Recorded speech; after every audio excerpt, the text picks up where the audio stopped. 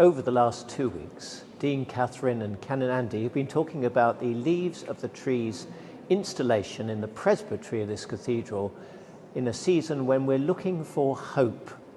And this is the response that you can make to that art in the cathedral in the South Presbytery aisle. It's a tree and the leaves represent prayers. And on these leaves you'll find prayers for various things, for the suffering, for remembrance of the departed, for blessing on family and friends, and of course the prayers for a more hopeful world, for a world filled with more peace, love, compassion and empathy. We pray for a better world and for a better 2022. And may I suggest that as we pray for that, we remember particularly the day that's going to be marked next Monday on the 18th, Anti-Slavery Day.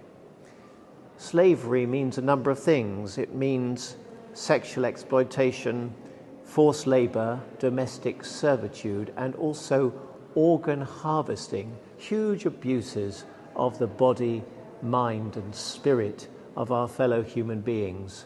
It's prevalent across the world and present in Hampshire too. So my prayer that I will add to this tree is for those who are trapped in slavery, even where we live. So now let us pray. Lord, you have taught us that the world is yours and those who dwell in it.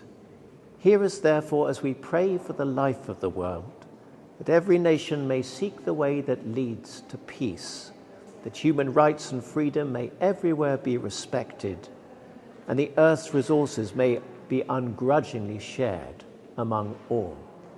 Through Jesus Christ our Lord. Amen.